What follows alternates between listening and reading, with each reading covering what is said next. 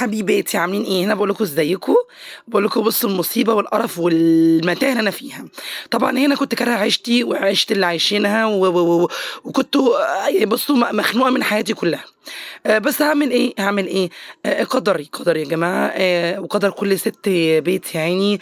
في المأساة اللي انا فيها دي. تصحى المواعين تنام المواعين. الله يحرق المواعين وربنا ياخد المواعين كلها. بصوا، طبعا المواعين ما بتخلص.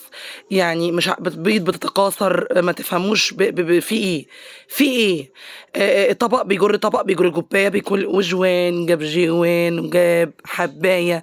هو كده كده، ها. تاخدوش على كلامي، ماشي ماشي ماشي. المهم نتكلم بجد بقى، حذرنا كتير. بصوا هنا بقى كنت قايمه من النوم قرفانه، وبصوا عندي اكتئاب رهيب. تفهموش بقى من النوم اللي باخده، ولا من ان انا كل يوم اللي ببات فيه بصبح فيه بنام فيه، ولا ايه انتوا بيحصلوا كده، ولا انا بس مش بتفهموش. المهم، حاولت اطلع الاسوده اللي في الطبق، ما عرفتش. قلت انا ماشي. المهم بعد كده يا جماعه بصوا، لقيت طبعا المواعين بصوا بتتكاثر والله.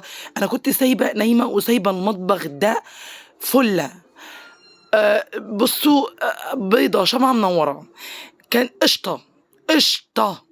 انا مش عارفه، قمت لقيت اللي عمل مكرونه، ولقيت الحلل، ولقيت الاطباق، ولقيت المعالق. طب ايه كتر المعالق دول؟ احنا عددنا 4 يا جماعه. إيه بلاقي بالعشر معالق. أهو. جيت انا بقى خلصت المواعين، الله ينور عليك يا امل. اكتئبت من منظر المطبخيه، وانا بحب الترتيب قوي يا جماعه، والله بحب الترتيب ومرتبه. بس هي ظروف الحياه يعني بتخلي الواحد اللي قاعد قاعد ولا اللي ماشي ماشي. المهم قلت لا والله برضو ايه، يا بت لا، عشان ما يبقاش الاكتئاب كامل مكمل. فانا بحب اجيب الصيني في الاول، والاطباق الفاتحه قوي في الاول، وبعدين الالوان اجيبها ايه تدريجيا. قلت لا والله لا هعمل كده. اهو بصوا زي ما انتم شايفين كده اهو. اهو. اي نعم، الدنيا عايزه تترتب والدنيا مش منظمه ومش احلى حاجه. بس قلت ايه اعمل اللي اقدر عليه. ماشي يا جماعه، وصلتوا معايا هنا. تحطوا اللايك وتشتركوا. ويا جماعه حطوا اللايك. مش عارف في ايه في اللايك، ها. بتتعبوا لما بتحطوا لايك في ايه؟ حطوا اللايك حطوا اللايك حطوا اللايك. المهم، بس وشفتوا بقى بقول لكم بصوا المطبخ يعني ايه لحد ما فاهمين. هنا كان عندي بطاطستين، بصلتين. وقعدت اقول لكم انا مخنوقه من البصل، عشان انا مش عارفه موعوده بالبصل يا جماعه. والاكله بتاعت النهارده تحتاج الى بصل كثير. يعني طبخة اليوم تحتاج إلى بصل كثير. هتعرفوا مع بعض دلوقتي، نعرف كلنا مع بعضينا إيه هي نوع الطبخة يا جماعة. خمنوا كده واكتبوا لي دلوقتي في التعليقات، دلوقتي دلوقتي دلوقتي وانتوا واصلين لغاية هنا. إيه يا أمل الطبخة اللي هتعمليها بالبصل الكثير؟ طبعا يا جماعة هنشوف مع بعض دلوقتي. هي بتحتاج لبصل كتير كتير كتير، وبيصفصف في الآخر كأنك عاملة بصلتين 3. وأنا والله عاملة فوق ال6 بصلات. تمام. معلش يعني، ما هو مش هتخلي لي البصل يعني. هيخلصوا هتجيب ايه تاني. المهم، والجو حر والدنيا صعبة، ومش قادرة وعمالة ارش في دماغي. بصوا حطي اللايك، بقول لكم حطوا اللايك، ها. حطي اللايك يا اختي، انت حطي اللايك حطي لايك. المهم، طبعا انتوا بتقوموا بقى الصبح بتعملوا ايه؟ يعني بتعملوا زي كده، جيلكوا اكتئاب وتبقوا مش طايقين نفسكوا ولا طايقين اللي حواليكوا. مش كنت عايزه البس وامشي والله يا جماعه، وانزل اقعد في الشارع بس، او اعمل نفسي فاقده الذاكره، واقول لاي حد يتبناني ياخدني كده يحسن عليا ولا حاجه، واقعد معاه لغايه يستدل على اهلي ليا ولا حاجه. المهم، انتوا بتبقوا زيي ولا بتبقى الدنيا عامله معاكم ازاي؟ يعني اللي بيجي له حاله اكتئاب كده بتبقى دنيته عامله ازاي يعني؟ بتعيشوا دنيتكم ازاي، ها؟ عشان انا اتخنقت، ها. يعني انا بطبطب على كل الناس، وباجي يبقى عندي اكتئاب ما حدش بيعبرني باي حاجه. المهم، طبعا أكلة النهاردة تستدعي إلى بصل وبطاطس. بالنسبة للبطاطس يا جماعة، البطاطس مش أكتر من بطاطستين. ليه؟ إهدارا في الوقت، إهدارا في الفلوس، إهدارا في أي حاجة. تمام، عدم يعني إهدار في أي حاجة. ما علينا. المهم، ازيكم يا ف جماعة؟ خد الشاي. نغم بتقولي ازيكم يا جماعة، بتعمل لي شاي عشان أنا أقدر إن أنا أسجل. زهقتيني والله. بصوا شاركة كمان نفسها معايا في قلب الفيديو اللي بسجله. تقرفني، عارفة الشاي ده لو ما طلعش كويس يعني يا بنت ما تطلبيش مني حاجة ليه؟ ربنا لا يوريكي. انا هقيس البتاع ده بسجله. بس يعني مش معقول كده. المهم طبعا قطعت البصل اهو يا جماعه، والبصل ما تقطعوش صغير، قطعيه كبير. كبير كبير يا جماعه، قطعوا البصل مكعبات، مربعات، اي حاجه من الحاجات كبير.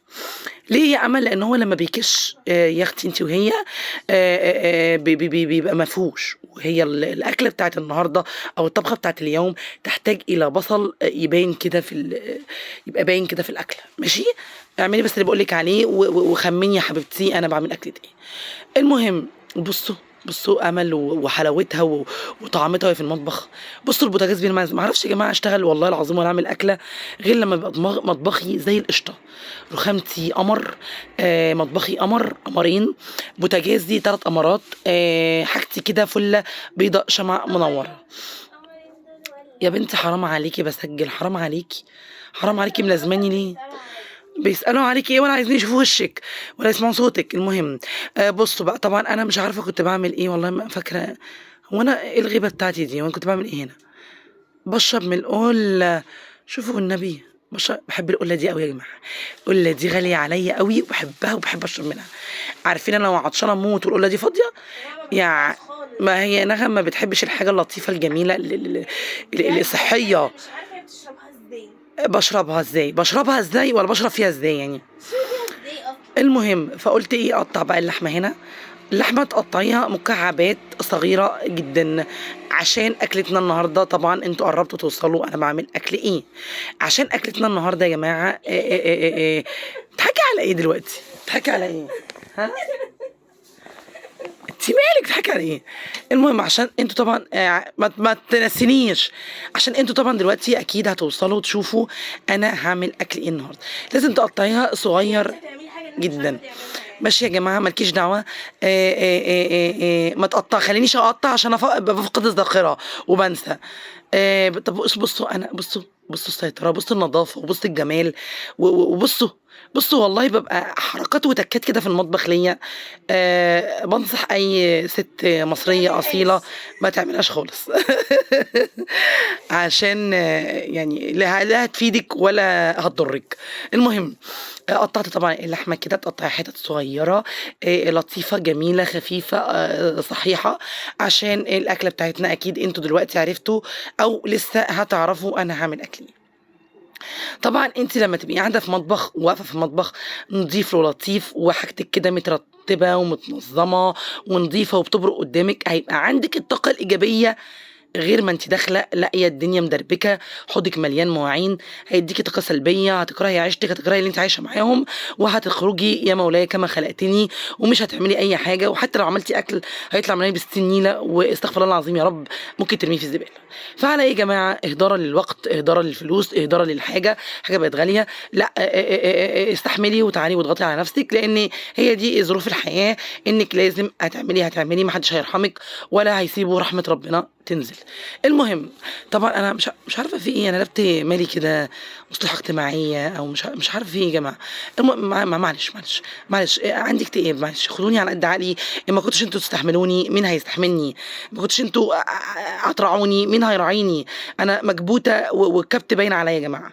وبصوا انا البطاطس بقى تقطعوها كده ايه بالشكل ده. بالشكل ده يا جماعه. وتعملوها مش رفيعه، تعملوها تخينه. بصوا اهو. يا سلام لو الحاجه، انا مسرعه الفيديو طبعا، يا سلام لو الحاجه بتتعمل بسرعه كده. ياه يا جماعه، ما كانش الواحد طبعا الحاجات دي انتوا بتشوفوها اتعملت كده بسرعه اهو، وانا عماله اقول لكم بصوا عامله ازاي. لكن والله وقت ومجهود وتعب وقرف. طبعا ما يمنعش ان انا محتاجه اهو. بصوا النبي، ما هو المتعوس متعوس. بفتح كيس الكوفي ميكس لقيته راح مدلوق، مش مهم مش هيعطلنا. طبعا ما فيش مانع وانت واقفه في وسط مطبخك والمعالق والكبشه والمقسوسه والسكينك وحاجتك تعملي حبه كوفي ميكس. تمام، حبه كوفي ميكس يروقوا عليكي. اي مشروب يا قلبي انت بتحبيه تروقي على نفسك، ما تحرميش نفسك من حاجه. ما كنتش انت تدلعي نفسك وتهتمي بروحك، ما حد اهو. وغطى البراد وقع ودلقت الباقي، لان انا ما بملاش البتاع على اخرها. دلقت الباقي في الحوض عشان اللي بحب البخار كده، شكل البخار يطلع اهو. وقلبي قلبي قلبي قلبي قلبي قلبي قلبي قلبي قلبي قلبي الكوفي. حطي مش عارفه طلع شريره زي رايه وسكينه لي كده يا جماعه. والله العظيم انا بتفاجئ معاكم. ايه ده؟ انا عامله كده ليه؟ بقول لكم بقى انا وصلت للمرحله بتاعت البصله بالشكل ده. تقومي حاطه لحمتك المكعبات المربعات الصغيره على البصله، على البصل. وبصوا حركه الايد دي تعملوها برضو، لان لو ما عملتوهاش الاكله هتبوظ منك. يعني حركه ايد دي تعمليها، لان لو ما عملتيش كده الاكله مش هتطلع بنفس الطعم اللي انا طلعتها. خلاص ماشي، محدش يعلق في اللي انا بقوله.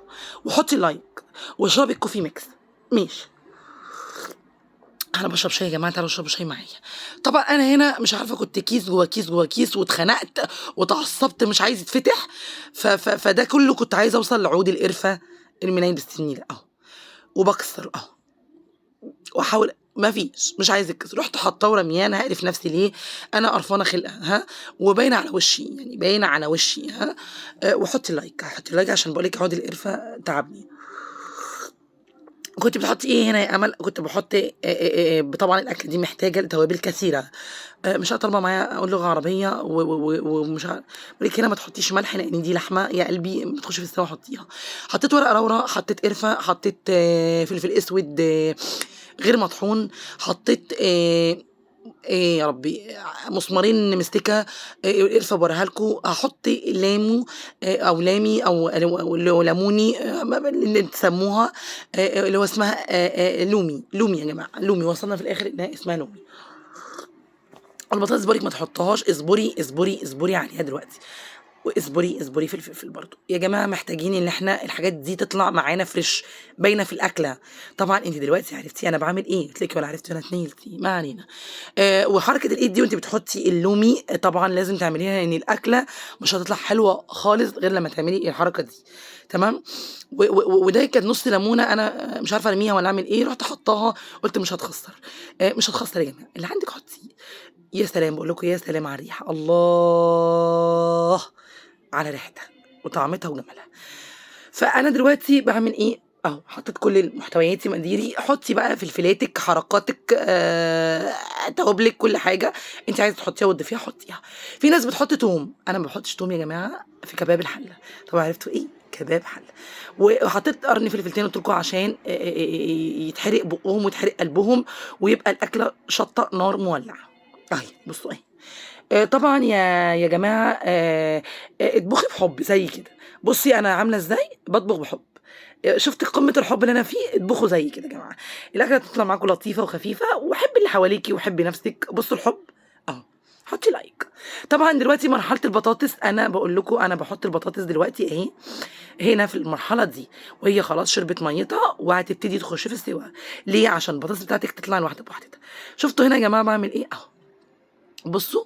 يا سلام عليك يا أما. طبعا لازم اغرف اهرطل على نفسي وعلى البوتاجاز اللي انا لسه غسلتها.